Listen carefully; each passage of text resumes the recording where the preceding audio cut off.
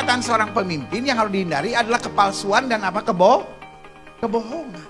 Dari masa muda, adik-adik muda yang ada di sini, jangan hidup dalam kepalsuan, jangan hidup dalam kebohongan. Karena kita bilang iblis yang menjadi bapakmu. Makanya Yesus bilang sama orang-orang Farisi itu, kamu keturunan ular belut. Ada seorang wanita tertangkap basah berbuat zina. Yesus bilang nggak, kamu seperti ular beludak. Kepada siapa Yesus bilang ular beludak? Orang Farisi dan ahli Taurat. Orang yang tahu kebenaran tapi tidak melakukannya. Kepada orang yang jatuh Yesus angkat. Tapi kepada orang yang bertingkah, sok jago, sok pinter, sok tahu, Yesus tegur keras. Orang-orang munafik, para pembohong, kalaupun dia ada di puncak gak lama, saudara-saudara. Tapi orang-orang tulus, orang-orang jujur, dia akan menggapai puncak dengan cara yang ajaib dan luar biasa. Berikan tepuk tangan.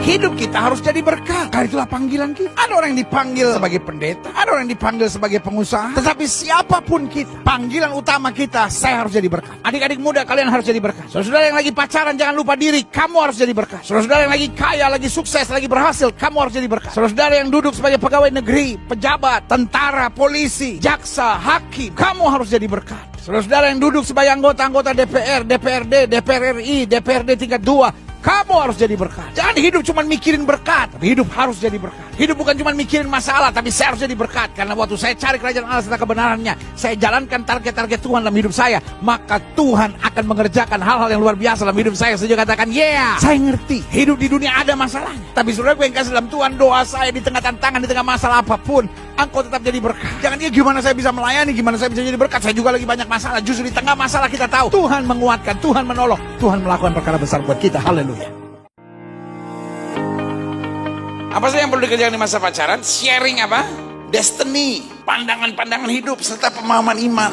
Kalau pacaran jangan kebanyakan bersender deh. Jangan terlalu banyak kontak fisik, saudara. Mungkin sudah menatap saya dan bilang, kolot banget ini pendeta. Lah gue ngasih tahu yang benar. Sekali lagi saya bilang buktinya banyak. Orang-orang pelayanan yang hari ini udah hilang dari pelayanan, orang-orang yang pelayanan akhirnya hamil di luar nikah, orang-orang yang pelayanan tapi akhirnya jadi kacau dalam hidupnya gitu. Kenapa ya? Karena ini nggak ngerti. Dan selalu saya bilang ada dua hal yang paling utama yang setan buat. Kalau setan nggak bisa menghambat saudara menjadi orang percaya yang sungguh-sungguh, maka setan coba serang di masa pacaran saudara. Karena walaupun sudah pelayanan, tapi kalau pacaran sudah goyang, selesai. Sudah milih pasangan teman hidup yang salah, walaupun orang hebat, hancur hari depan saudara. Tapi sebaliknya, walaupun sudah orang biasa, tapi kalau dapat pasangan teman hidup yang benar dan membangun pacaran dengan sehat, berkat Tuhan akan luar biasa tercurah. Yang setuju katakan amin. Kalau dia adalah jalan kebenaran hidup, mari kita berjalan terus. Jangan berhenti di tengah jalan. Jangan kecewa, jangan putus asa, jangan lemah, jangan stres. Jalan terus. Tetapi pendeta, ketika saya begitu tertekan, what should I do? Jalan terus. Layani Tuhan terus. Ikuti yang Tuhan mau terus. Sekali Yesus, tetap Yesus. Sekali melayani Tuhan, tetap melayani Tuhan. Sekali berdiri di altarnya Tuhan untuk menerima suami, saudara, istri, saudara, jangan berputar arah. Jangan berubah pikiran. Tetap maju.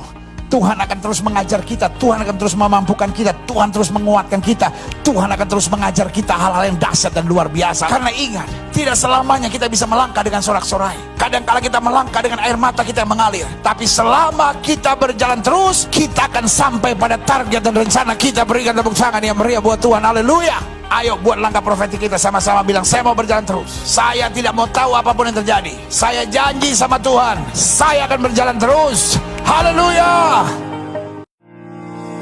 Kenapa Tuhan mau kita tulus, jujur, dan memiliki kehidupan yang dapat dipercaya? Karena dengan tulus, jujur, dan hidup kita dapat dipercaya, kita akan selalu mengalami favor of God, perkenanan Tuhan. Yang perlu kita cari bukan keberhasilan, yang perlu kita cari adalah hidup kita berkenan kepada Tuhan. Kenapa Yusuf diangkat menjadi Perdana Menteri? Karena hidupnya berkenan kepada Tuhan. Kenapa Daniel aman meskipun sudah dibuang ke gua singa? Karena hidupnya berkenan kepada Tuhan. Orang kalau hidupnya berkenan kepada Tuhan, berlaku firman, 1000 boleh rebah di sisi kirimu, 10.000 boleh rebah di sisi kananmu, itu tidak akan menimpa kamu. Yang setuju berikan tepuk tangan yang meriah buat Tuhan. Orang-orang yang hidupnya berkenan kepada Tuhan gak usah khawatir dengan apapun. Burung di udara Tuhan pelihara, apatah lagi orang yang percaya. Yang Tuhan cukup lihat adalah apakah hidupmu berkenan. Karena waktu hidupmu berkenan dengan Tuhan, apa yang mata tidak pernah lihat, apa yang telinga tidak pernah dengar, apa yang tidak pernah timbul dalam hati, Tuhan bisa sediakan dengan cara yang ajaib dan luar biasa. Berikan tepuk tangan yang meriah.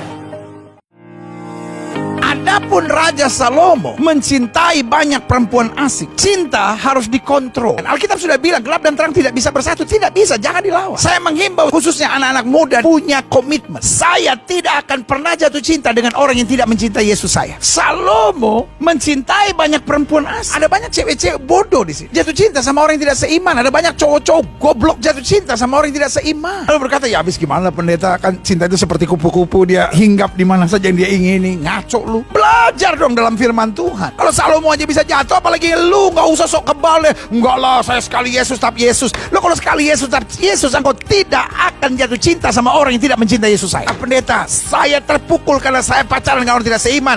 Apa yang harus saya buat? Putus. Ketik sekarang juga bilang, sorry, Tuhan bicara sama saya jelas, kita tidak bisa lagi dilanjutkan, putus sampai di sini. Kalau dia marah, kenapa kamu begitu? Gilbert yang suruh. Selesai. Tuhan yang suruh. Tetapi memakai gembala saya yang bernama Gilbert Lumoindo.